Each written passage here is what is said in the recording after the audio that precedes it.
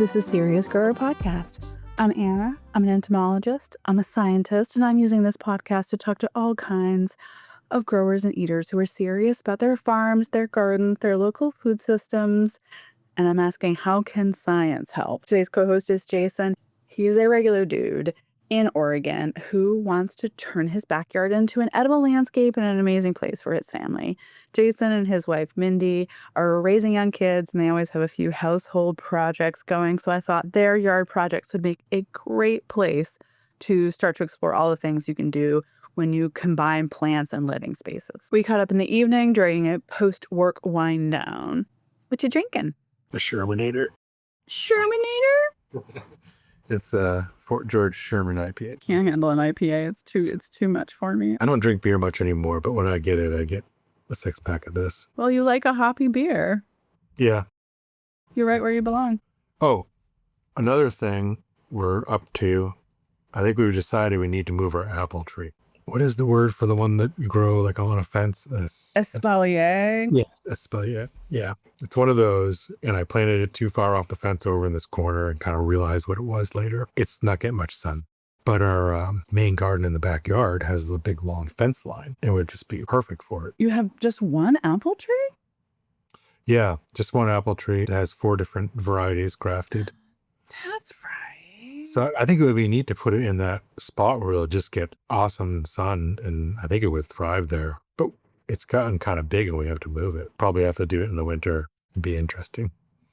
Well, not necessarily in the winter. I think like the more time you can give a tree to establish, I think the better. Or like you do it during a time where it's not stressed out. So that's why people will do it either in the fall or like really early in the spring. Okay. I think so.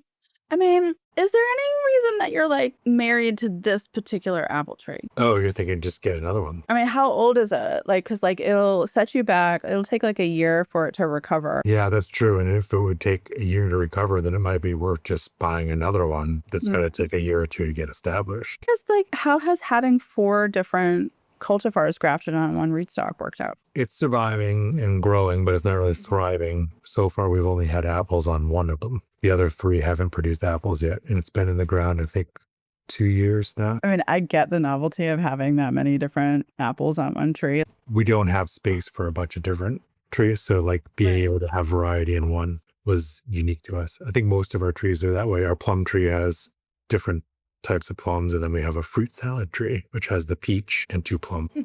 That is fun. You can pack apple trees pretty densely. Have you ever seen high density? I'll send you some information on high density, but like how much space do you think you have out back for new tree and or multiple trees? Not much space for trees, but the one that grows along the fence like that would do well in that spot along the fence. I think you could fit a couple trees in there. Well, yeah, well, maybe 2 that style.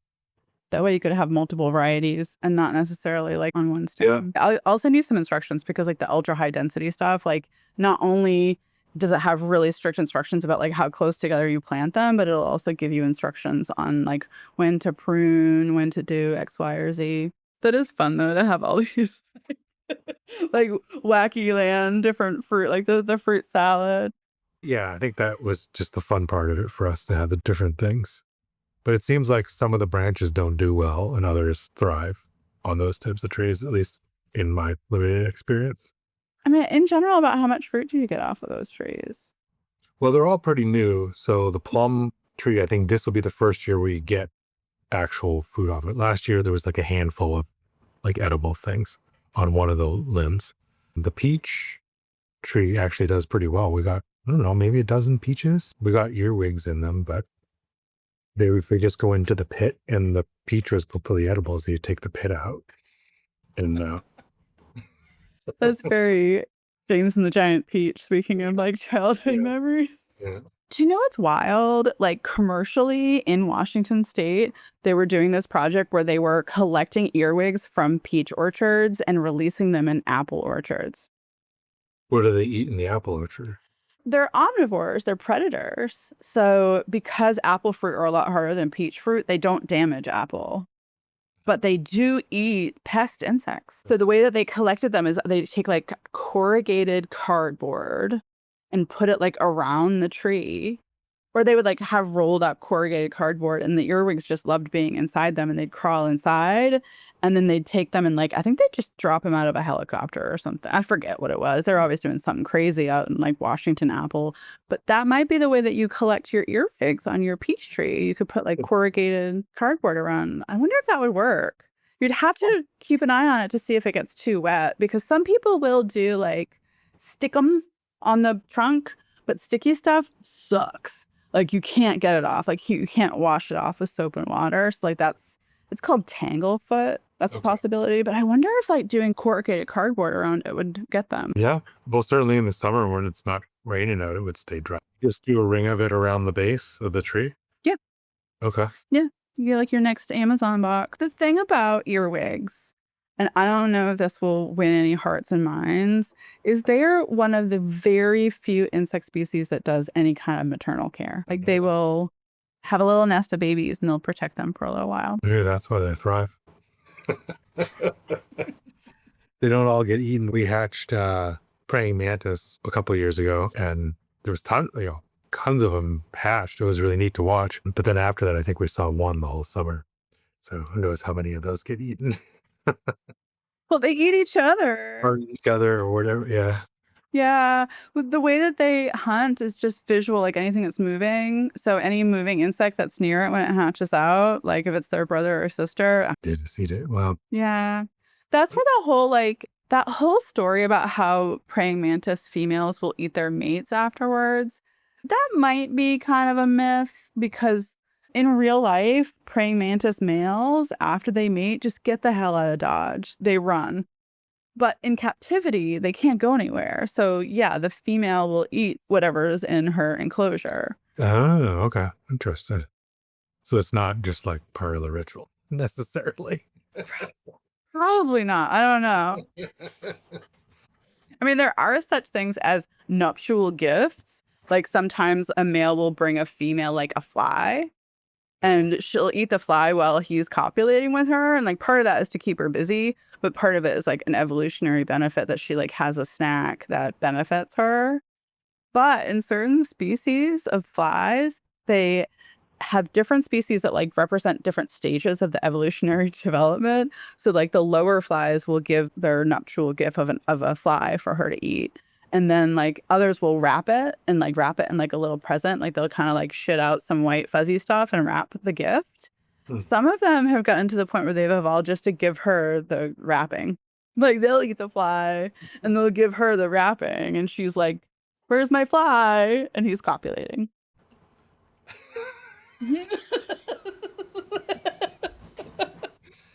All right. Evolution. We're recording her. I was once invited to a panel. It was like one of these like bar activities, right? It was a panel of scientists. It happened to be on Valentine's Day.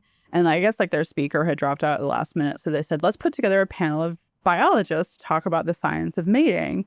And it was me, an entomologist, there was a bird specialist, and I forget, there was a bunch of biologists. We all happened to be women, which I think was really good. I also noticed that they usually posted these videos online and they didn't post ours. I think it might have been because we got too graphic. Because we're biologists, we don't think about it, you know? Like, we're just like, yeah, like, you know, like crazy stories and like, you know, like there's some crazy shit that like dragonflies are like cleaning out the jizz of other dragonflies. Like they have a special appendage for it. Really? Some insects, it's like a Swiss Army knife down there. It's really cool. Or scary. Well, it's hard to have more than one tool to do the job.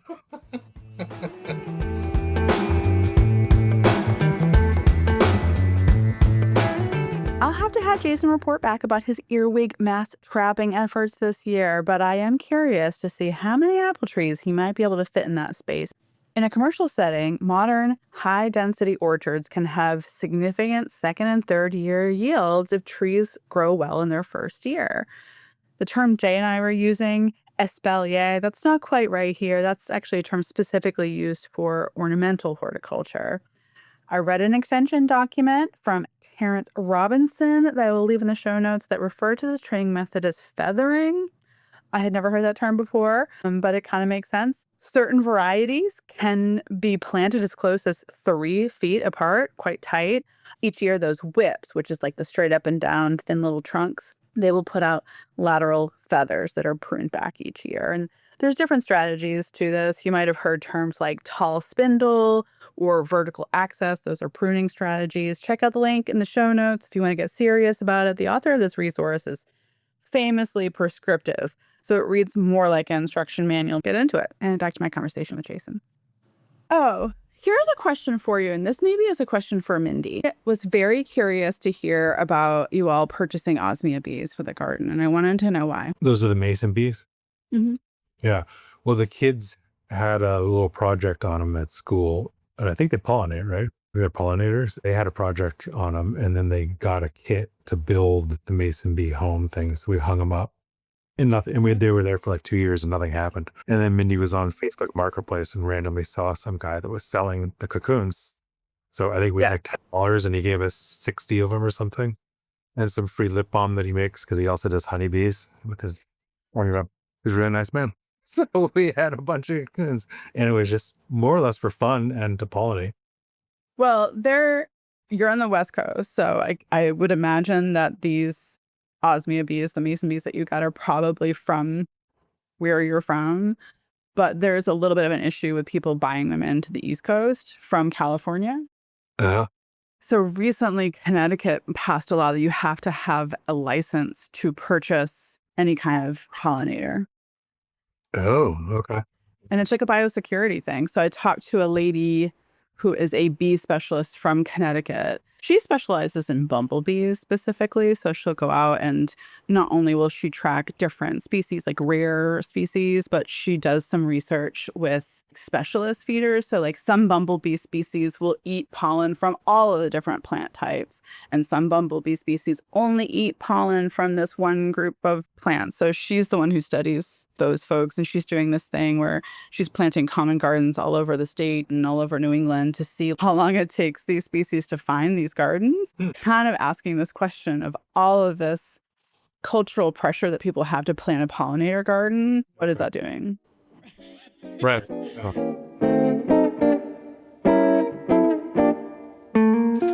My name is Tracy Zarillo. I work at the Connecticut Agricultural Experiment Station in New Haven, Connecticut.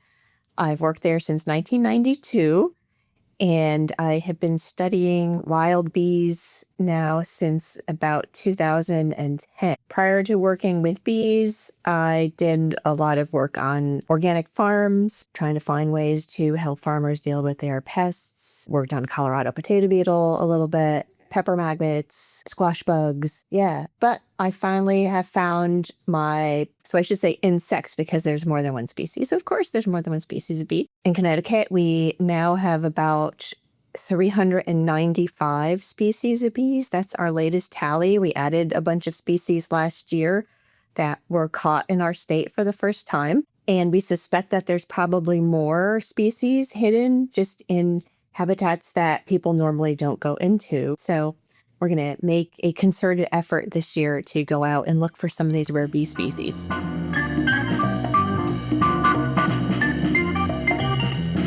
Listen to my full conversation with Tracy. I put a link in the show notes to a video. We talked about her research, her work with bumblebees in Connecticut, but I'd also been hearing a few things about this recent legislation regarding osmia bees or mason bees. And I wanted to understand the situation a little bit better. She shared some additional research that was the impetus for the legislation in Connecticut, just some background information about commercially managed insects that we use for commercial agriculture. So we're talking about livestock here. We all know the European honeybee, Apis mellifera, which was brought to North America with the original English settlers in the 1600s. Some of those bees became naturalized over that time, and this is the word that we use instead of invasive when we're talking about an introduced species that is introduced, but it survives on its own in the wild without becoming disruptive to local ecosystems. An invasive species is kind of like the evil twin of a naturalized species. Some honeybees are naturalized, so they're living out in the wild on their own, but most are managed by people. And nowadays, a majority of honeybees that live in North America are managed for their pollination services. So even though we love the honey, it's a huge part of growing bees. Their economic value is in pollination services. So they are owned or rented by folks who are growing a crop whose yield would benefit from supplemental pollination. Of all those commercially managed hives, over 60% are transported back and forth to the Central Valley of California to pollinate almonds each year. So they're making a circuit around the whole United States, up in the Dakotas, to California, to the East Coast, and they're going on a circle year round. Because this species lives in a hive and essentially stays in a family unit that stays together year round, they can be shipped around in these managed hives, and that population stays pretty consistent as long as they're maintained and stay healthy. There are a ton of other examples of other insects that are shipped from one part of the continent to another for these pollination services, sometimes for biocontrol, and it's almost always a one-way ticket. So, for example, bumblebees, they have kind of a different social structure. They form hives that can be shipped in a box, but they tend to restructure every year naturally. So we can ship them to one place, but we can't ship them back to where they came. We are seeing more and more orchardists specifically adopt introduced bumblebees because our springs are getting so unpredictable. So we're seeing more cold, wet weather in spring when we don't expect it. During peach and apple blooms, honeybees, if it's too cold, they pretty much stay home. When the weather is crappy, if it's raining and cold, they stay home. Bumblebees, they're much sturdier. They're much more likely to forage when it's cooler, under wet and windy conditions. They're also more likely to forage earlier in the day than honeybees. And then there's a bunch of solitary bees. So one example, the European alfalfa leafcutter bee, it is largely responsible for supporting alfalfa crop pollination in the US and Canada. And pupae of the alfalfa leafcutter bee are routinely shipped from Canada to farmers all over the US. So alfalfa flowers do this funny thing where the stamen is released from the flower when an insect lands on it, and it gives the bee a little thwap on the head. Honeybees hate this, and so they will stay away from alfalfa. The alfalfa leafcutter bee, and actually most bumblebees, don't seem to mind this. So if you want supplemental pollination for alfalfa, you can't go with honeybees. You got to go with these guys. The leafcutter bee is an example of a solitary bee. They're easily shipped as pupae because they form their nests in just about any old tube. You can get them to form their solitary nests in like a paper tube. They don't make honey, but they do collect nectar and pollen and leaves. These are leafcutter bees to provision their nests. Basically, they find a cavity in a stem or a log or a hole in the ground, and they provision that cavity with a ball of pollen and nectar and chewed up leaves. And on top of that ball, they lay an egg. They close up the cell, and then they do it all over again until they've filled that whole tube full of these little cells in a line. And then the larvae hatch out, and they eat that little ball of food, and then they'll pupate until it's time to emerge the next year. Mason bees, or the osmia bees we're talking about, are in the same family. They're Mecacillidae and have similar cavity nesting behavior that allows them to be easily transported around the world as pupae. There's many species of osmia bee that do this and are present in North America. The blue orchard bee, Osmia lignaria, is a cavity nesting bee native to North America. Then we have the horn-faced bee, Osmia cornifrons. It is native to northern Asia, and this species was intentionally introduced from Japan into the U.S. by the USDA in the 1970s. Both species are transported by commercial producers throughout the U.S. to pollinate orchards and garden crops. Well, that fine line between naturalized and invasive is sometimes a little hard to strike, and it appears that some of these introduced species are causing problems for native species. They are quickly veering into invasive territory, either because they outcompete the native species or because they're bringing diseases with them when they are shipped from wherever they're coming from. Catherine LaCroix and her co-authors describe a decline in 6 native mason bee species following the introduction of the introduced species in their 2020 paper, and they describe one potential cause in a 2022 paper where they suspect a spillover of a fungal disease called chalk brood from introduced to native species. Tracy also shared Scott McIver and Cicely Irwin's 2025 opinion paper in the Journal of Pollination Ecology titled Mail Order Solitary Bee Cocoons as a Gateway for Biological Invasion.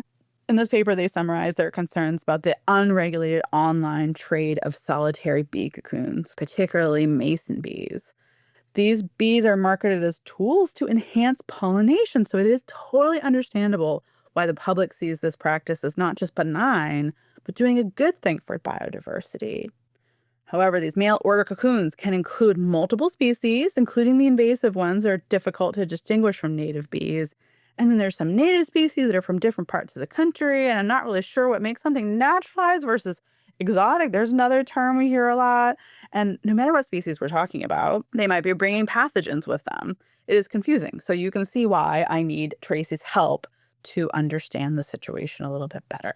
So there's two subspecies. There's one that's on the East Coast and one that's on the West Coast.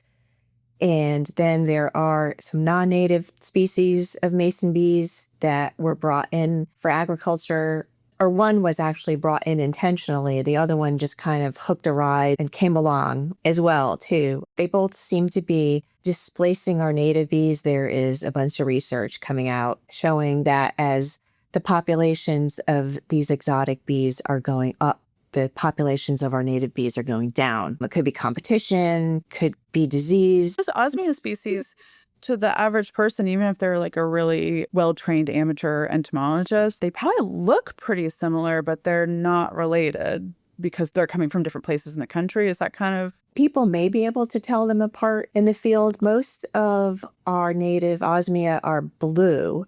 There's only a few species that are black, and they're pretty rare. The exotics are more of a metallic black. Okay. And their hair is really red, rufous, not like red like a stop sign, but more like a burnt orange kind of a color. Yeah. Now, I know that Connecticut has some rules about introductions of all these species. How do you communicate this? Like when you find out that somebody is purposefully releasing a species like this because they're trying to do something good in their neighborhood, what's your first approach to communicating what they should do or what they shouldn't do? I'll ask whether or not they know that they are supposed to get a permit to release them in the state. And then I'll ask them why they bought them, to figure out, do they think that they're having a pollination deficit in their garden? If they're buying mason bees to help pollinate their tomatoes or squash later on in the year, that's not going to happen because these are very early season bees. Unless you have early fruit trees or something like that, that you need help with pollination, Osmia lignaria is not going to be the one to purchase. I wonder if there are other things that are really easy for people to do in their backyard that give them something to do, which you can see why I'm so uncomfortable with this. It's just to say, like, my attitude about it is like, these bees live in your backyard. The best thing you can do is nothing, right? But there's a lot of people who like, they want to learn something new, or they want to give their kids an experience, or they want to see visually that they're making an impact. And I'm wondering if you have any advice for like, especially amateur starting out, what are the best places to look for bees? Are there any stem nesting bees that you can look for? What's something you can do that would be fun? I think the stem nesting projects are pretty cool, and it's just using natural materials. If you have any brambles in your yard, or even if you have stems that you cut back, like say the previous year, so they were open with a hole for bees to come nest in them last summer, that then they'll be in there. Now you could like slice the stem open and you might find little carpenter bees inside. The small carpenter bees are not what people know about carpenter bees. You think about the big ones, that come and they do damage to your property, and they kind of seem intimidating because they're very curious, and they come and they fly right in front of your face and they just kind of hover and look at you. Small carpenter bees are actually a navy blue color, and they're really, really cute. They are good pollinators of raspberries. What people could do, I'd say just go into your yard and slow down and just look to see what you have already before you want to go out and buy things. You don't need to buy things in order to help save bees. There's just a lot that you can do in your own yard by just, like we say, just maybe not keep things so tidy so that they might have a place to nest. If you have a lawn that's covering your entire yard, then they're not going to have a place to nest there. But speaking of raspberries, speaking of some of the perennials that like have these kind of woody stems, is there a difference if you cut them way back versus cutting them a little bit longer? Like, do you have a rule of thumb about how much length to leave behind if you're hoping to find stem nesting bees in your yard?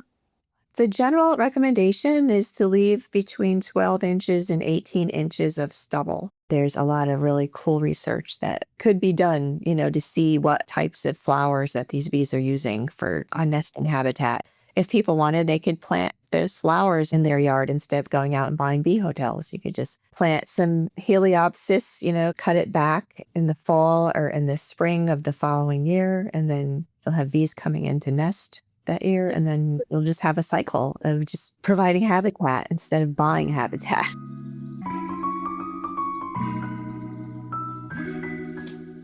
So it sounds like Jason and Mindy acquired their mason bees locally, so the biosecurity risk is rather low here. And I know they live in a pretty residential area, so I'm kind of not surprised that their bee hotel was left vacant. Maybe there's just not the biodiversity that you might want in that neck of the woods. This sounds like a really lovely opportunity to watch this very special animal up close and personal and just get some of those pew-pew from a local supplier. Yeah. It was fun to watch them hatch. You could see them, you could hear them, and then you could go over and spot them in the little. So you don't think it would have much an effect on pollinating like our yard or the neighborhood? What do you think they're from a commercial point of view, they're brought in specifically for early season fruit trees. So they fit a niche that's early season, which might be like our almond? Yeah. Full bloom in April. Yeah. Yeah. That might be the thing. I don't mean not that your one almond tree needs to have a healthy population of mason bees in the neighborhood. Yeah. I'm just trying to think of, does it actually bring any benefit to our yard to have it? Yeah, early season, I think that's where it is the most valuable, is in places where like there's like low populations early in the season, but like for people who are trying to pollinate stuff later in the season, they're often in something else. Okay. It's adorable. Interesting. Yeah, and then we have the lavender that comes in. There's a lot of honeybees that come with the lavender. Those are loaded with honeybees like all summer. It's fun. I mean, your yard is looking good. It sounds like it's a horticultural wonderland. Like there's up here. No, we love to plant stuff and teach the kids about it, harvest the food and enjoy it.